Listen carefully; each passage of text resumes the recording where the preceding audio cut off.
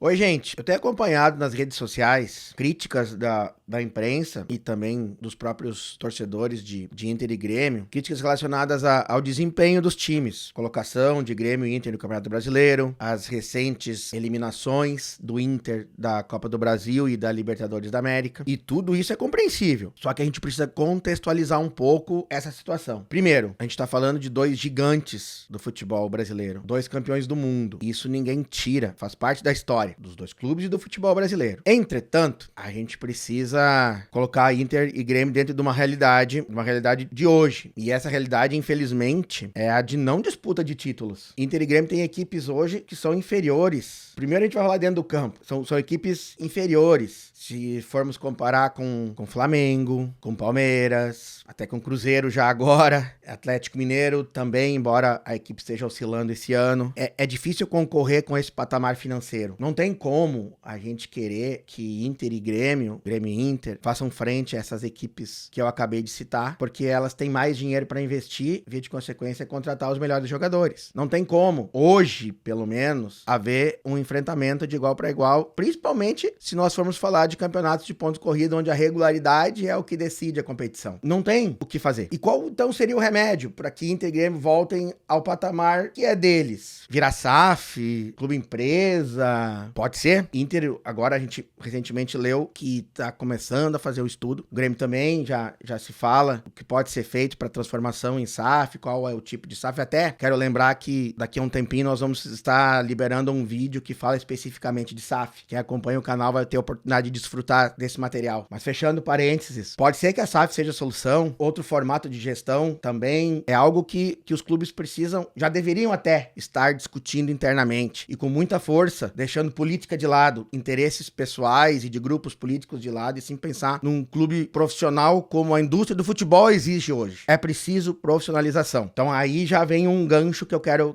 pegar e comentar com vocês. Inter e Grêmio, além de não ter dinheiro que os outros têm, por mais que contratem profissionais para gerir marketing, comunicação e futebol principalmente, ainda são reféns, Inter e Grêmio, de uma gestão amadora, de conselhos políticos que definem o futuro do clube, na verdade. São clubes presidencialistas, em que a palavra final é de um presidente que ama o seu clube, mas não é profissional, ele está ali de forma amadora. Esse é um problema. A gestão, aí pode ser clube empresa, pode ser SA, pode ser Sociedade Anônima do Futebol, que eu quero dizer SAF, pode ser um clube associativo. O que precisa ser feito é profissionalização, mas na acepção do termo. Trabalhar e gerir o clube como se fosse uma empresa. Não necessariamente sendo uma, juridicamente falando, mas sendo administrado como tal. Isso não é novidade que eu tô falando, mas é um problema porque isso não é posto em prática. Mas, para atender imediatamente os anseios de torcida, gente, a prospecção de jogadores é fundamental. Hoje, o Inter há pouco tempo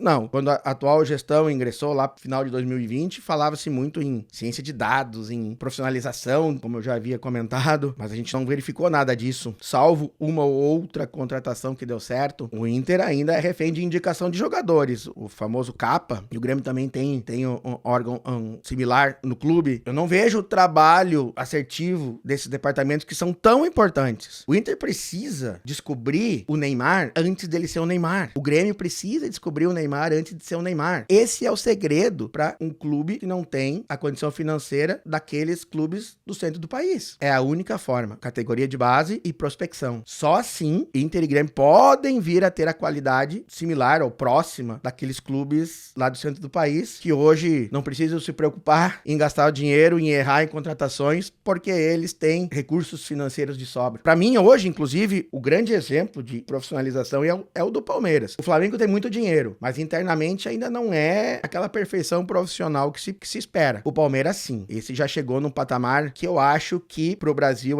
pelo menos hoje, é o modelo ideal. Então, que Inter e Grêmio se espelhem no Palmeiras, como paradigma, como exemplo de gestão. E outra coisa, enquanto nada disso acontece, aí eu vejo um outro problema. A comunicação, que pra mim, em termos de gestão de futebol, é um dos principais fatores. A relação verdadeira entre clube e torcedor, isso não existe. Eu sei que a pressão é grande, os torcedores aqui no Rio Grande do Sul amam os seus clubes. Inter e Grêmio são clubes de massa, mas assim, a realidade precisa ser posta. Não existe uma comunicação real dizendo sobre a real situação, ou a verdadeira situação financeira dessas duas agremiações, os diretores de Inter e Grêmio, o presidente, quem comanda Inter e Grêmio, enfim, precisam ser sinceros e dizer pro seu torcedor que hoje não há condição de competição. Não tem como competir. Isso precisa ficar claro. Aí eu pego outro exemplo, eu pego o exemplo do Fortaleza, em que esse movimento de relação clube e torcida é muito bem feito. Que Inter e Grêmio sejam sinceros com seus torcedores. E que ao mesmo tempo em que eles devem ser sinceros, também que procurem trabalhar de forma profissional. Que mesmo ainda sem